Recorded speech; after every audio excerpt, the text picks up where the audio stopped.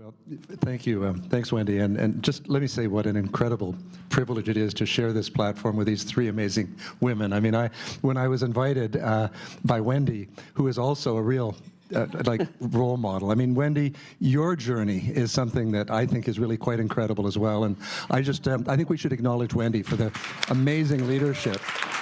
Yeah. We worked together on a number of issues, but particularly Wendy was the founder of the Coalition for Gun Control shortly after the École Polytechnique in December of 1989, and just did remarkable work. And I was so pleased to see Wendy is continuing to do that work. Just recently, she and Heidi is still active as well, were calling, of course, for leadership around the issue of banning handguns and military assault weapons, and thank you for your leadership on that. So in terms of personal journeys, what can I say? I mean, on the issues that I've been most passionate about, and that really, during my 25 years in Parliament, drove me most, the issues of human rights, the environment. I was a bit of a rebel from the time I was a kid, and it's interesting because when I was looking at Pamela's background, I was so inspired and moved by the amazing history of this woman, but what I didn't realize that she'd actually started, I think, when she was a girl in school, refusing to stand up for O Canada, if I'm not mistaken, right? Because our country's treatment of Indigenous peoples was wrong. This girl said that, right? And it kind of reminded me of a story. I was actually raised as a younger child in the States, and we lived, my folks didn't have any money. We lived in a housing project in Seattle, Rainier Vista Housing Project. We were the only white family in that particular housing project. And there was desperate poverty.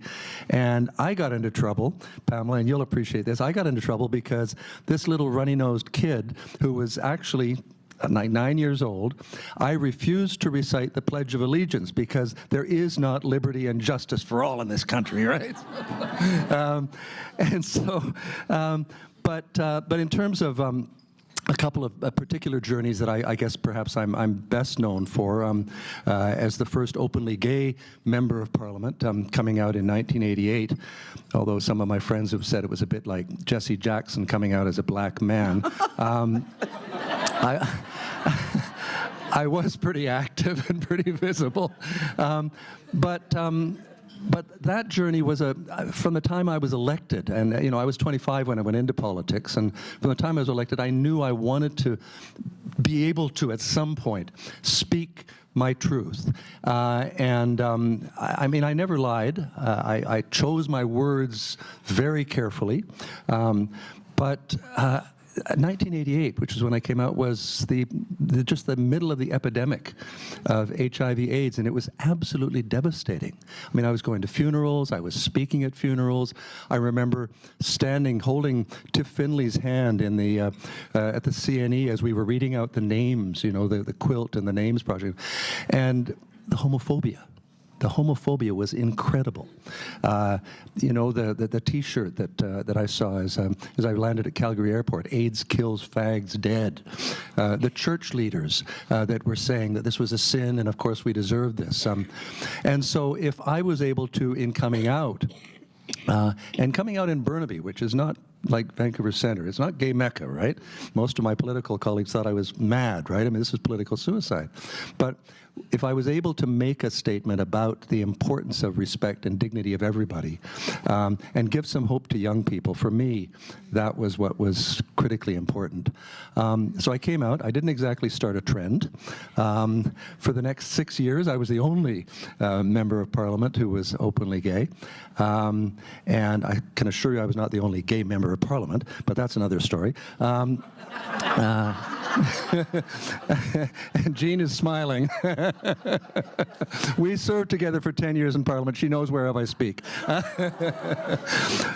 So that was, an important part of the journey. And then the only other one I want to just touch on, because I know we want to hear from others as well. The other, I think the one that for me was just so incredibly powerful was a remarkable woman named Sue Rodriguez. Sue, who fought for the right with such dignity and courage, for the right to die and to have assistance at the time that she chose. For me, she was an inspiration. And when I talk about political change and advocacy, I like to give the example of Sue Rodriguez, because she really paved the way. It was 1993. She lost. It was heartbreaking, 5-4 in the Supreme Court. One of the dissenting judges, though, was Beverly McLaughlin. And I was with Sue when we got the word that we'd lost, and I'll never forget, you know, as she looked up at me, she was in bed and very weak at that point, said, you know, the court may have spoken, but she said, I have the last word, don't I, Sven, right? And she did, and she moved a nation. And from that, many other people worked very hard. There were private members' bills that were tabled, but you know what? If it weren't for the Charter of Rights, that wouldn't have happened. And frankly, many of the advances, including advances on LGBTQ, I'm of a generation which stumbles over the initials still, LGBTQ2S, those advances, a lot of those advances wouldn't have happened had it not been for the Charter. And again, Jean knows, I mean, it took 2 years to get basic human rights protection. And even with that, 20% of the Liberal caucus voted against basic non-discrimination, right? So, so my journey has been, you know, driven by the examples of courage of people that have inspired me to use my privileged position to try to give a voice to those who perhaps wouldn't always have a voice.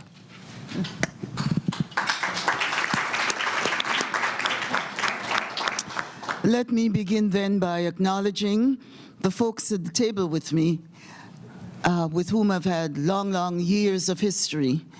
Svend, as he mentioned, in the Parliament of Canada. We spent 2 weeks together in South Africa at the time of Nelson Mandela's election time. We were election observers.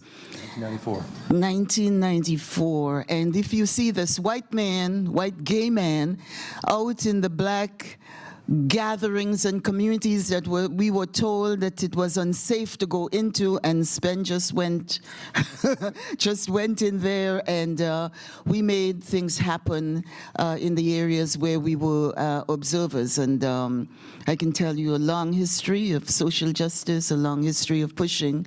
We cleared the graveside of Steve Biko, and we found all these folks who were part of the apartheid movement, and I'm not too sure that if we had written back to Canada to say this is what we were doing, that they might have said come home right away. But that was an interesting time that I will always remember, Svend. Marilou McPhedran and I go back way back, and I don't remember when, but when we began to see violence against women in the city, in a very, in some instances that were horrible instances, rapes occurring in High Park, women afraid to go into the parks after dusk because certain horrible things were happening to women.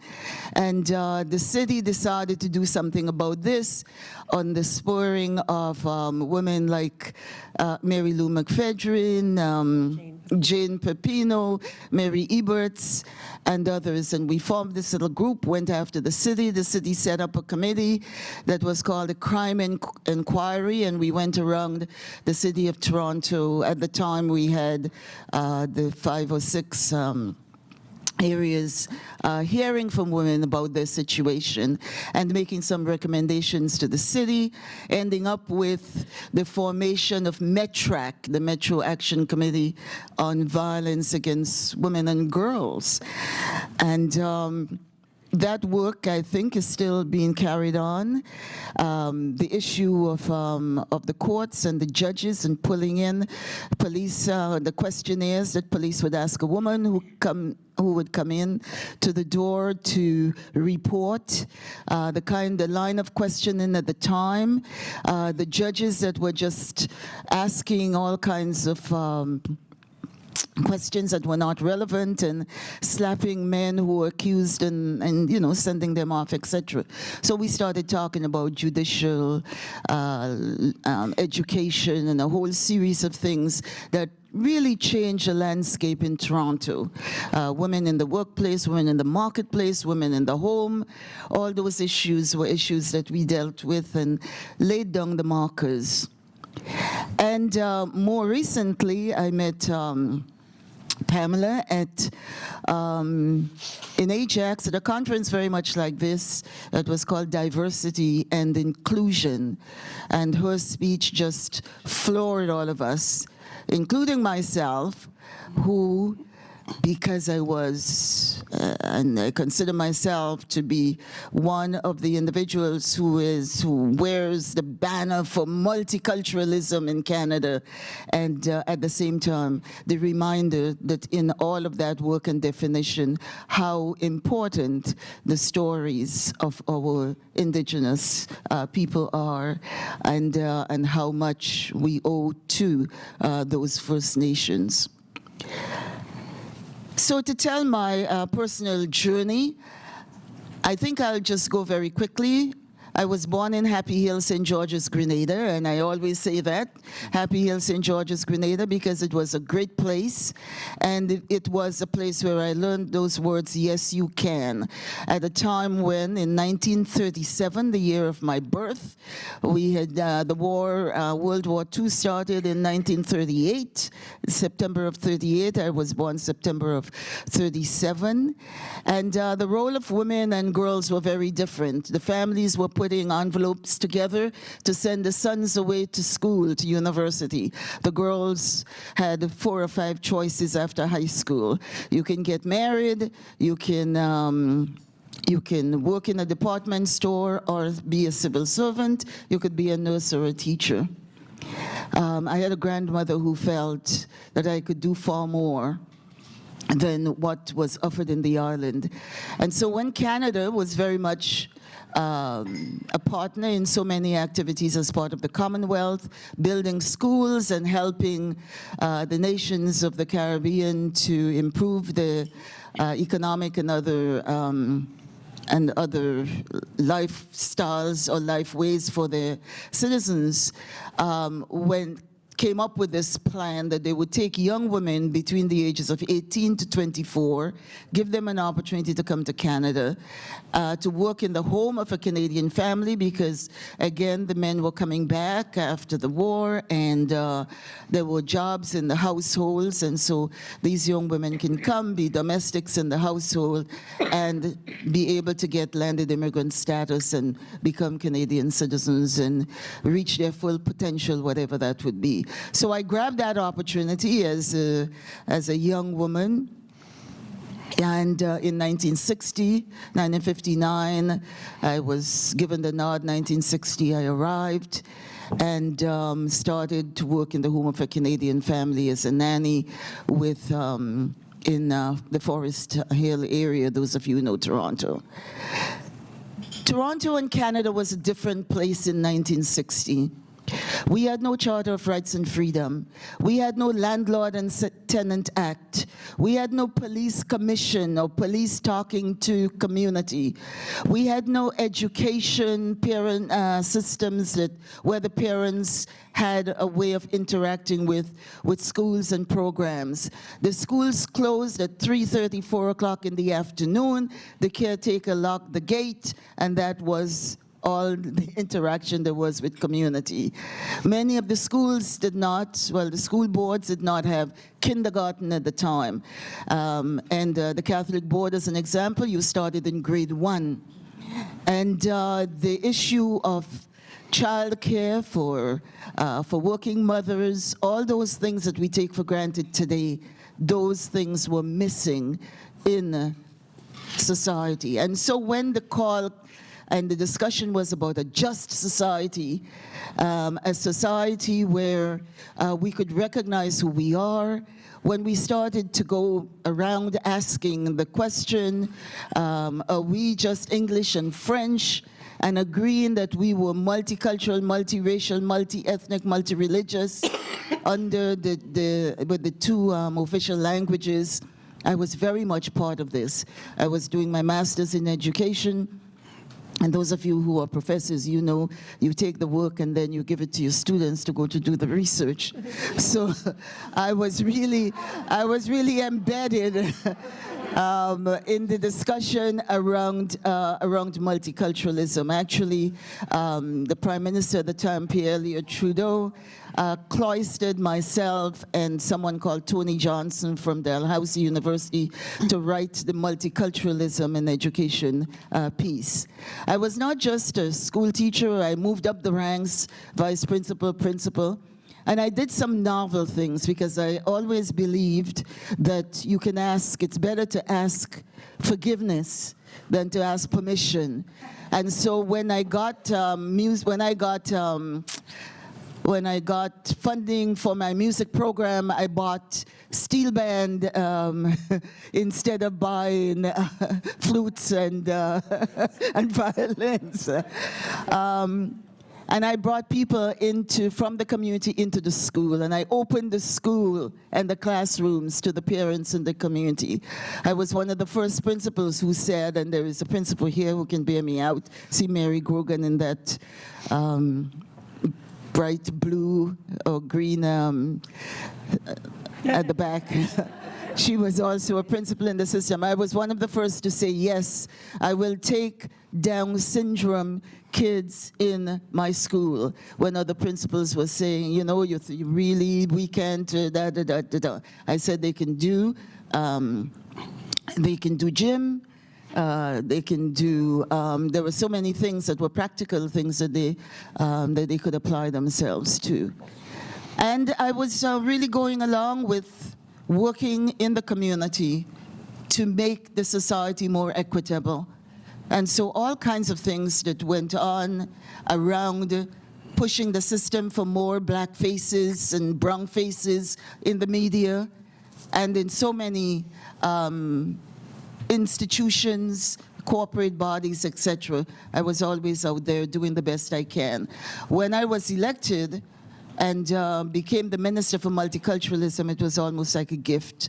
When I became the first Fairness Commissioner for the province of Ontario to make sure that people who come to this country, qualified in their areas, in their countries, should be able to come, find themselves in the profession and not just be a taxi driver.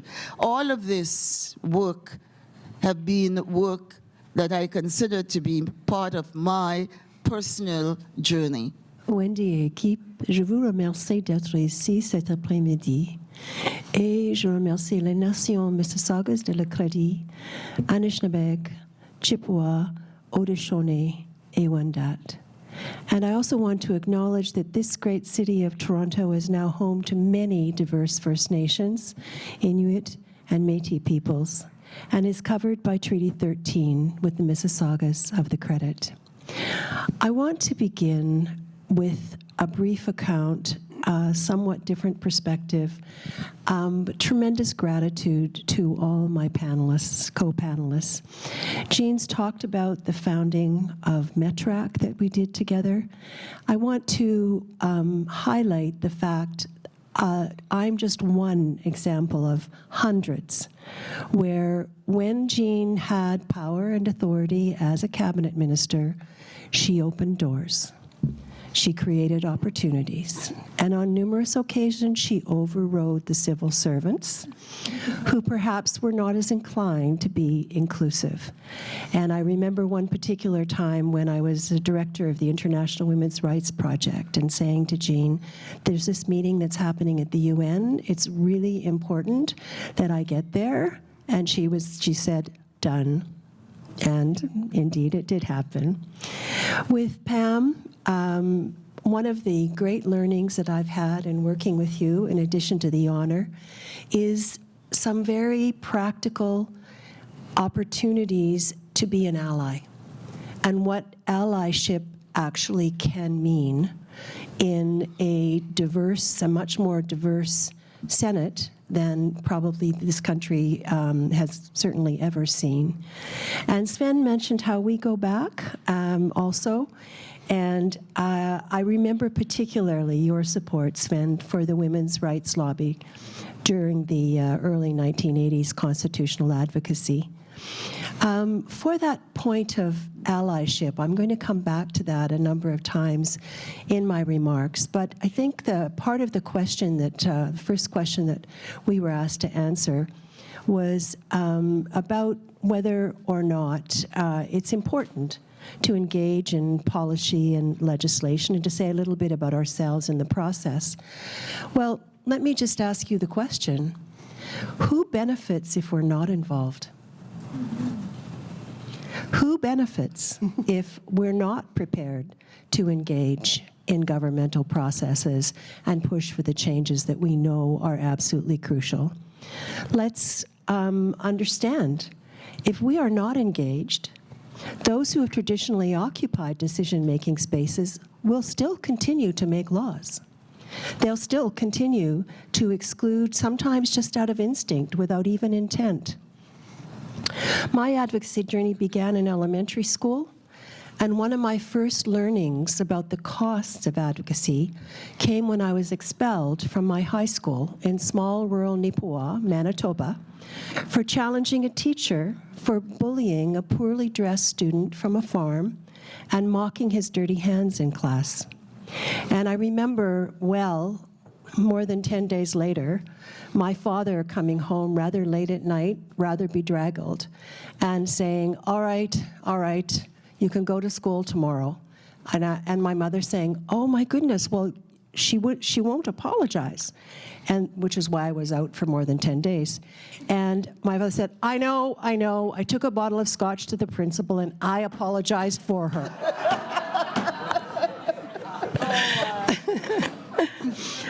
By 1980, I was a young lawyer who stumbled into a workshop in Toronto City Hall on the proposed new Constitution. Ended up as a volunteer legal advisor for some of the presentations to the Special Joint Committee of the House of Commons and Senate on the repatriation of the Constitution, of which Svend was a member, which morphed into my becoming a spokesperson and a co-chair of the Ad Hoc Committee of Canadian Women on the Constitution Conference in February of 1981, after Doris Anderson quit as head of the Advisory Council due to interference by the government. This conference and the follow-up lobbying remains the largest social mobilization of Canadian women engaging in constitution building that prompted amendments to the Charter to strengthen equality rights in our Constitution. I've published academically on the false notion that our Constitution is the result of dialogue between governments and courts. One of those articles is entitled A Truer Story, Trialogue in Constitution Building. Although mostly written out of mainstream historical accounts that children are taught, here's the truth.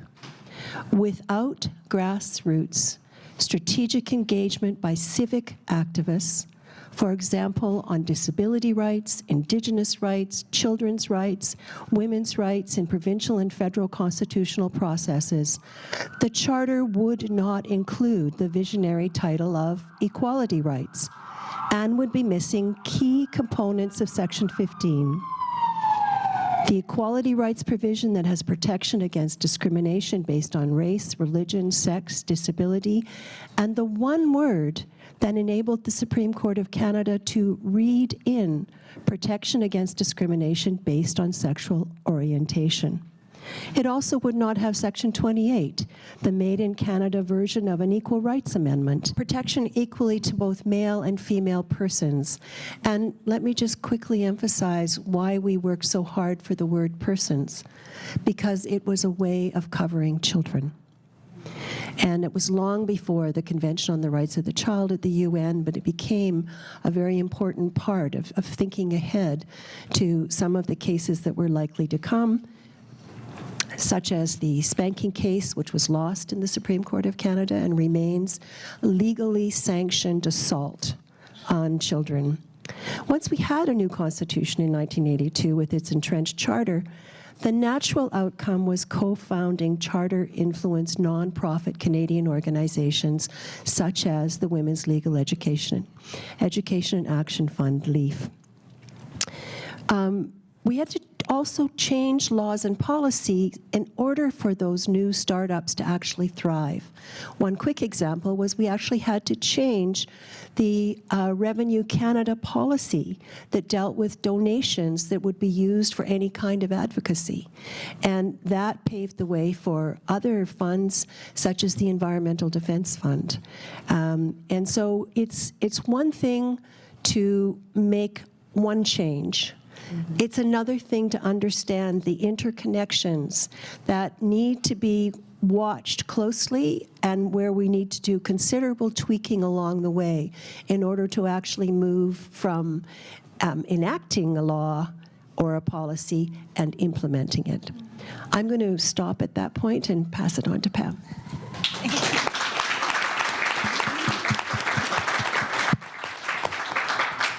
Well, thank you, Wendy, for putting me on this panel. This is what Wendy does. She just says, you are going to do this with all these amazing people, and it's going to be a great experience.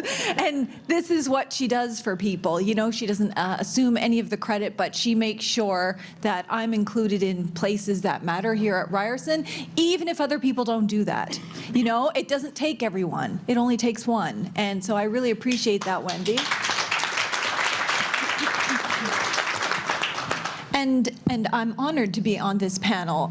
To know that you were also a radical as a small child, that's pretty inspiring. And you know, to listen to your story, Jean, was just amazing in Ajax to hear that. You know, everything that you have done in your life and worked with Indigenous peoples at a time when no one was talking reconciliation, no one even looked sideways at Indigenous peoples. And of course, one of my favorite senators here is Marilou McPhedran, because I mean, she doesn't describe it in full, but being an ally is her offering her assistance and not saying, oh, but only if that works for me, or only if that suits the laws and bills that I'm doing, or only if that, you know, there's no conditions on any of that. And there have been times when she, as a non-Indigenous senator, is standing there facing Indigenous senators going, ugh, but I have to kind of agree with all these Indigenous women and what they're advocating, and, you know, put in really awkward positions, but she has that moral fortitude to do that. And that's what it takes, you know, to be a truth teller. And, you know, I didn't always know that. And when I was in grade 2, I didn't know that either. So it's not like I made that decision. That was my brother's decision. So I come from this I was born into a large Indigenous radical family. They're very politically active. The 8 sisters and 3 brothers, and they decided, you know, from the time I was born that I was going to be in this.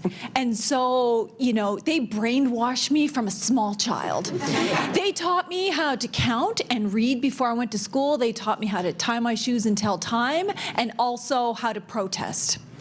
And how to resist. And even though I didn't understand it all, like I didn't really understand why I was doing that or why it was so important or the horrible backlash that came after, you know, the isolation and the targeting of the teacher. But it was because the teacher had taught me that day that Native people died off a long time ago, and that histories were just, you know, a metaphorical document. They're not really legal documents. So I went home and said, I heard something really awful in class and we don't exist anymore. And my family went crazy. I mean, honestly, there was a lot of yelling and screaming for literally hours. And my brother said, oh, I am marching you to that school tomorrow. And he did. And in front of the whole class pronounced, my sister will never stand for Canada again until Canada gives our lands back and recognizes the treaties. And I was just mortified.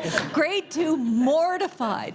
But these are important lessons. They made sure to put me in the worst positions, in the worst scenarios, kind of like Wendy, just makes me do everything against my will so that I would learn and grow from it. What they wanted me to do was have a very hard shell by the time I got out of school so that I would be already, you know, ready to hit the ground running, because they told me, you are going to be, you know, threatened, you're going to be name called, you're going to be kicked out of rooms, sometimes by your own people, and this, you need to be ready. You need to be able to do it without crying. Now, I don't tell people that they should do it without crying, but back then it was like, don't shed any tears.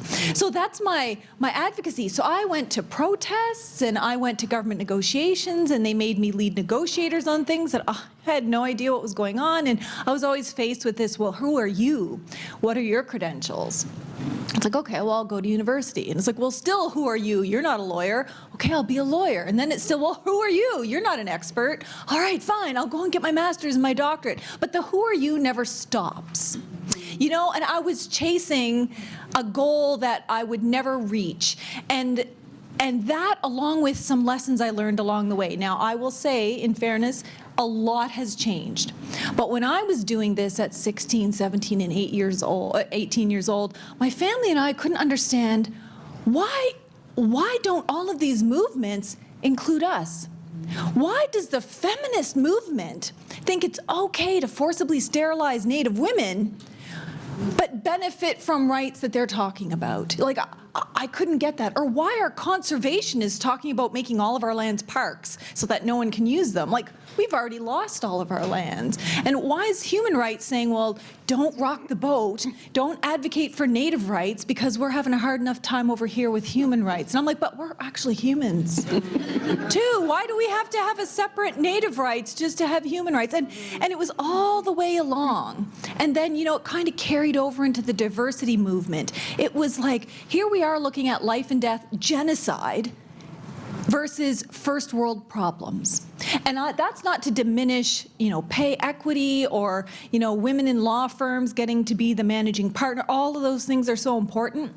But for Native people, has been and continues to be about genocide, about sexualized violence, about death, about over-incarceration, kids in foster care, and none of us are safe. It's not about our status in life. It's not about whether we have an education. And so for me, the whole purpose of being engaged might be a little bit different for other people. It's about resistance, it's about survival, it's about navigating genocide and targeted violence, laws and policies that specifically target us for exclusion or harm, or state agencies that continue to engage in sexualized violence with a huge degree of impunity. And so for me, it's like, oh my gosh, if we don't participate, something even worse is going to happen. And we've got kind of like a twofold thing. Like, we're also engaged in lawmaking, legislative making, policy making on the First Nation context. We're just trying to do our nation building, while at the same time trying to protect ourselves from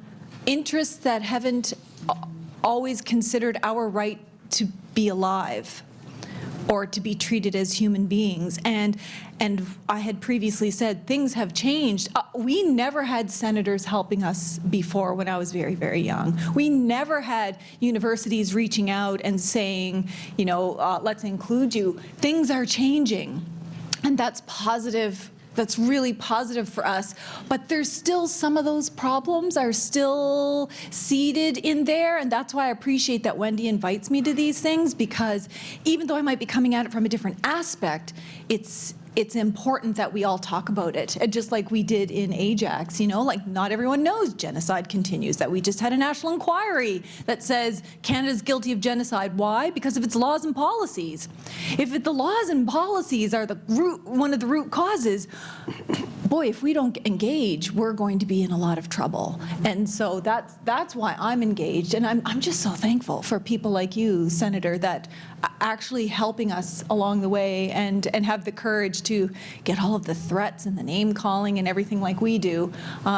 to do something about it? So it's, I think it's important that everyone in the room know on whose shoulders we are all standing.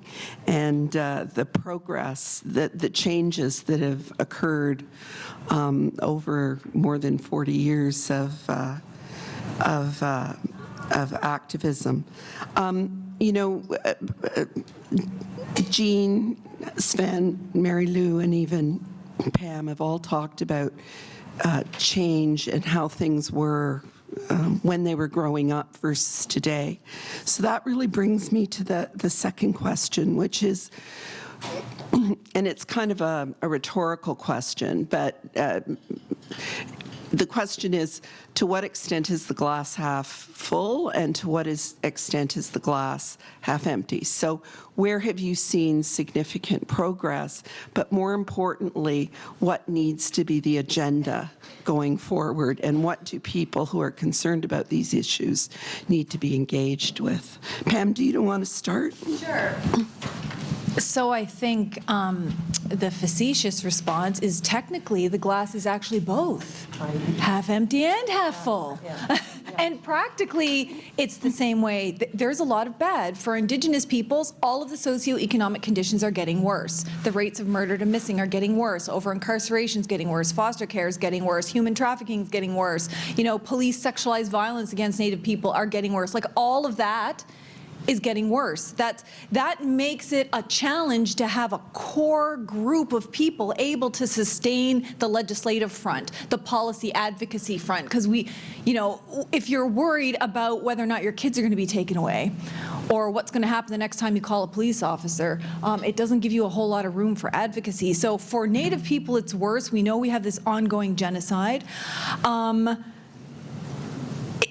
It's also getting worse in some aspects where, and you know, I'll preface this by saying I know white supremacy is like the foundation, and there's always been a problem with those kinds of like hate groups, but I find that in recent years, they have been very much emboldened and empowered, not just by people like Donald Trump, who, you know, gives them a wave or whatever, but also the media will now, you know, take, say, myself as an Indigenous lawyer to argue Native rights, and then the counter to my position isn't another lawyer, it's just a racist.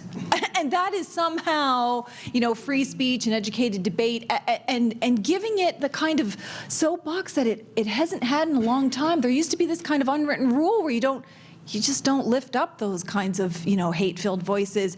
And so I see that as very problematic. It's also dangerous. On the good side of things, allies, and respectful allies, not savior allies. Like, oh, I know what's better for you guys, and this is what we're going to advocate. I like this, that we can work with people in the Senate, non-government organizations, and some of them, you know, are really good about saying, well, you take the front, not just on the Native issues, but on the human rights issues in general, realizing that we actually have a lot to say. The other thing is social media. I know there's a lot of problems in social media, and I know, Wendy, you don't like all the social media stuff, but I am a social media-aholic because it was, yeah. It's, well, my kids made me do that. Again, I'm being forced to do things by my family, but it really helped with Idle No More and public education and pressure. You can, like, develop movements out of social media. I mean, governments have been toppled by social media. So there's a power with knowledge there, and public education in a way that we haven't had that. So I find that very, very powerful. And the other thing I think that's really powerful is that more and more Canadians are getting involved, even young people. So like in this this last election, I had kids in, high school asking me, what's the breakdown of the political parties, and what do they think about climate change and Indigenous issues, when, 10 years ago, most high school students really don't care about politics, So I think there's some good. I guess one of the bad things the last bad thing, although I have a really huge list, is that we're still kind of stuck when we think about legislative and policy change with tinkering around the edges. And we are not going to end genocide in this country by putting a brown face on, having a few more brown police officers, or having a few more Indigenous hires, or changing a law here so that we have incremental equality. I mean, genocide requires a substantive and fundamental shift in the entire system, and I would make that argument also for human rights. I'm including those two together. So that's my half empty, half full. Thank you. I completely concur about both. And I want to give an example of when, for me, the glass was half empty, and that was in the spring of 2017. Been in the Senate for basically a few months at that point, and the federal minister rejected Senate amendments to Bill S3 that were the result of Senator Kim Pate and I working closely with Indigenous experts like Dr. Pam Palmater and Sharon McIver, amendments that those Indigenous experts advised were necessary to eliminate all sex-based inequities from the Indian Act, as had been promised by the government. Then, a few months later, the glass was a quarter full when the resulting Indigenous senatorial negotiations directly with the minister, influenced by the tireless advocacy of the Indigenous women leaders, the experts, produced a revised Bill S3 that passed both the House and Senate, and the glass filled further when the revised bill was actually activated by the federal government in August, just before the writ dropped for this October's election. Undoubtedly, this critical legislative change will have a direct impact on the lives of generations of Indigenous women and their children and their communities if the changes are actually implemented, which won't happen without more advocacy. The glass is half empty when important bills are delayed and stalled due to coordinated resistance in Parliament. For example, Bill C-262, former NDP MP Romeo Saganash's private member's bill to implement the UN Declaration on the Rights of Indigenous Peoples in Canada, did not make it to third reading in the Senate as the result of skillful delay tactics, mostly by Conservative senators. As the last parliamentary session came to an end, Bill C-262 died on the order paper. I was very deeply involved in negotiations where Senator Marie Sinclair, who sponsored the bill in the Senate, and I can tell you that the trade-offs that were offered were so completely unacceptable that it was clear by the time we started the summer recess that we were going to lose this, and it was heartbreaking. So I'm seeing the glass from multiple perspectives, and if we keep seeing the glass as half full, then we don't really appreciate the immense amount of work that needs to be done all the time.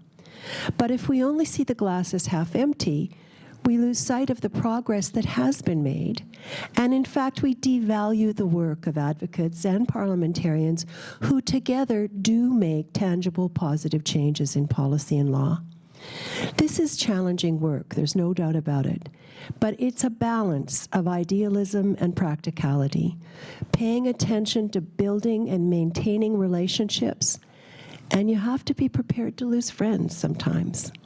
And then you have to work really hard to get them back for the next time that you can find common ground, because the bridges need constant reconstruction to produce positive legislative changes.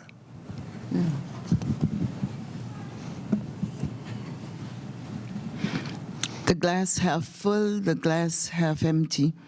It depends on where you stand. And it depends on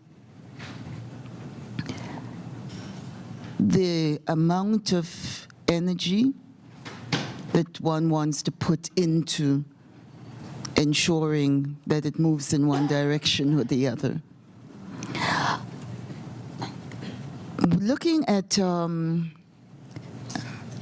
well, I have an addiction that I want to confess to, and that is CNN and Trump.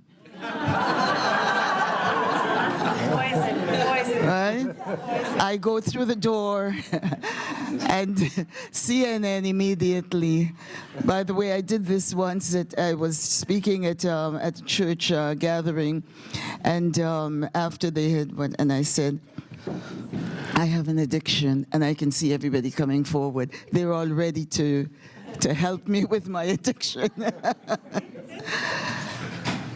And one can come away from a program, depending on which channel you look at, with seeing the glass half full or seeing the glass half empty, depending on the perspective of whoever is doing whatever to convince you of where you should or where you could stand.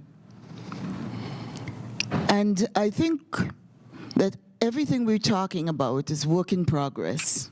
Work in progress, finding the allies, finding people who would stand with us. And the whole issue of inclusiveness is an important one, and this conference addresses that. And I think there was a brother, Dave, I think was his name, who brought the issue forward about how we all benefit from the gains. Because I can tell you, as a black woman, as a woman of color, as a woman who can identify in so many ways, oftentimes, when we kick the doors down, when we get our heads busted, the next group or the benefits go to others. And we've had all kinds of stories around that. What happens when a group pushes, how we stand together with our sisters in all of the communities, or all of the communities, so we stand together and we see this, not just, well, today it's for those people over there. And there is an old World War II, they came for the this and I wasn't that, and they came for the other and I wasn't, and then they came for me. And there was no one. And I think how we see all of this, and this is why I continue to believe, I continue to stress the fact that we all came in different ships, but we're all in the same boat now. And the Indigenous people welcomed us.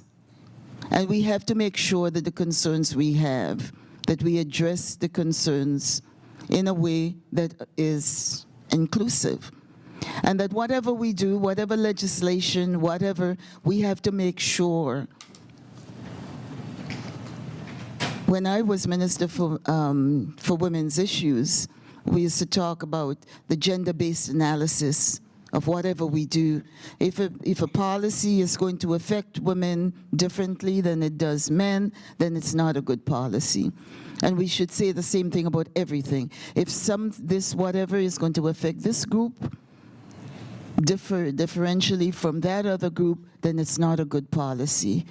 And until our young people are fully engaged and become fully engaged, that we get rid of the lethargy and the, well, it's not my business, it's not whatever. And until we get the notion that people who get into politics serve, because there is always a thinking that they're crooked, that they're corrupt, that they're whatever else, and we don't want to have anything to do with the whole issue of politics and political discussions. I think we have to move as a society to involve our youth, to ensure that we stand together with hateful voices. We say exactly what it is we mean and what it is we want to see as we move forward. And so for me, I always think about the glass half full, because I'm always an optimist. I always think that, you know, we're going to move forward in some way. And I picked up something, and I keep using that all the time. I picked it up from a pastor who was speaking it was in the South, speaking about the situation of black students, and he was talking about, we ain't where we could be, we ain't where we should be, we ain't where we ought to be, but thank God we ain't where we was. And so I believe that we ain't where we was, but at the same time, I believe that we ain't where we could be or should be or ought to be, and that it's gathering like these that would help us to get to where we ought to be. Yeah. Well, I can say as a gay man, we certainly we ain't where we used to be.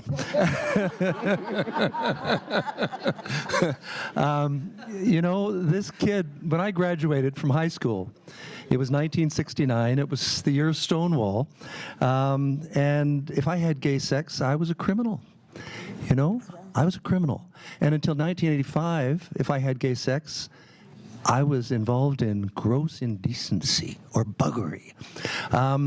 And, you know, I don't think a lot of, and, you know, Wendy, you quite rightly said, some folks just don't realize how fundamental the changes have been in some areas. Well, you know, not that long ago, when I moved an amendment to the Constitution of Canada as a member of that charter committee to include sexual orientation in 1981, it was defeated 22-2 with the Conservative Member of Parliament on the committee, Jake Epps, saying we can't include every barnacle and eaves trough in the Constitution of Canada, right? And, you know, for many years after that, there were no basic human rights protections. The bathhouse raids here in Toronto, 81, I spoke at St. Lawrence Market, devastating. People committed suicide, you know, because of the stigma, the fear. Basic protections, as I said. When I was invited to speak in Calgary, 1989, 30 years ago, there was a group of gay and lesbian people then, and they called themselves Calgarians Networking Discreetly, and that was the name of the group. They invited me to speak, and it was a year after I came out, and the Delta Hotel said, once they found out that Svend Robinson was the keynote speaker, they said, no, we canceled your booking, right? In this university at Ryerson, I'll never forget, I spoke to an overflow crowd, again, in 1989, and I was talking about the policies, the inhumane policies of the Canadian Armed Forces, you know, drumming people out if they happen to be gay or lesbian or perceived to be gay or lesbian. And a young woman came up to me afterwards, very quietly, soft-spoken, and said, Mr. Robinson, she said, I'm a captain in the military, and they hooked me up to lie detector test and broke me down and finally forced me to admit that I was a lesbian, and then they threw me out, and I love this job. And she said, I want to fight. And she did. Her name is Michelle Douglas, an extraordinary woman. Some of you will know her story. And she went on to fight successfully with the assistance of a remarkable lawyer named Clayton Ruby. And Wendy and I have worked with Clay as well. But, you know, but it's only been recently, for example, that trans people have even been recognized. And back then, I wasn't aware, as I should have been, of the challenges that faced trans people. So today, it's wonderful to see. Young people don't give a damn; they don't care, right? And some of the. I mean, this friend of mine identified herself as non-binary, gender fluid, pansexual, and I had to get my dictionary out, right? but it's wonderful, isn't it? I mean, to see that young people just don't care. So amazing progress there. But you know what? And progress in other areas. I mean, the leader of my party, the first racialized leader of a national political party, pretty important, right? And important, the dignity and courage with which he confronted the racism that he had to deal with, right? We saw earlier today, you know, it's about what's between your ears, you know, what's in your head, not what's on your head. But you know what? It's not. It's not. We've got a province in this country which has a law that says that if a young man like Jagmeet Singh wants to be a police officer or a teacher, or if a young woman who has a hijab or a young man who has a kippah, they can't. They can't. I mean, this is outrageous, right? In Canada today. And they use the notwithstanding clause to override it. I actually was one of 2 members of Parliament that voted against the final package because of the notwithstanding clause and because of the betrayal of Indigenous peoples, because people forget. And, you know, thank God Marilou was there to fight back to protect Section 28. Remember that battle? Because originally the premiers were going to override gender equality as well. People forget these things, right? So we've made some progress on that. But I just want to say, I don't think the glass is half full. I think the glass is maybe a tenth full. And I say that because the crisis that we face on climate, the climate emergency, the crisis that we face with growing inequality, and I mean, it's shocking. Shocking to see the levels of inequality. I've been in Switzerland for the last decade working with the Global Fund. But when I came home, 87 families that have more wealth than 12 million Canadians. My young nephew, who lives in Burnaby in British Columbia, who had to move out to Abbotsford because he couldn't find a place to live, couldn't afford housing, right? I mean, Pamela, I think, said it right. We can't tinker around the edges. I'm a socialist because I believe that capitalism is destroying this planet. And I know there's a few corporate folks here that won't be happy with me saying that, but a system that puts corporate profits ahead of basic and fundamental human rights, a market which fails to deliver the most basic rights, like housing, a government which shows contempt for Indigenous peoples by pushing through a pipeline, right? The Trans Mountain Pipeline. Oh, but the profits from that, they're going to go to protect the environment. Well, tell that to the Tsleil-Waututh First Nations, right? I mean, so yes, we've made some progress, but on the benchmark issues of saving the planet, right? Indigenous people. When I came back to Canada, I couldn't believe we were still debating boil water advisories. This is still a thing in Canada. You know, it's shocking. It's unbelievable. As Jagmeet Singh said, if this was happening in Toronto or Vancouver, would anybody seriously think that, well, give us another couple of years, we'll deal with this? Or grassy narrows, mercury poisoning, we're still begging for a treatment center? Something profoundly wrong with this system, right? So, you know, I know that I'm speaking to people who many of you are deeply committed to this kind of change, but I just want to say that that for me, unless we start listening to those kids, those young people, right? They're way ahead of us. They're light years ahead of us. The Greta Thunbergs, who sat outside the Swedish Parliament alone with a sign, you know, climate strike, right? And now is inspiring people. And absolutely, when she spoke in Vancouver, it was Indigenous voices that were front and center, as they should be. But unless we listen to those young people, that glass is going to be empty very, very soon. Thanks so much. I do want to take just, I know my chairs are trying to keep me on time. I wanted to make one comment, and then I wanted to give people an opportunity in the audience to ask a few questions. But for me, you know, we spend a lot of time, and we understand in corporate environments and in organizations the problems of being bystanders. And all I will say, because I've been engaged in some of these policy debates, and you've heard from people on the panel, that you know, we used to say if you're not part of the solution, you're part of the problem. And often in a room like this, I'll ask people, like, do you believe in this? Do you believe in this? And we know in the polls that most people, most Canadians, actually their values align to a large extent with what we've been hearing about.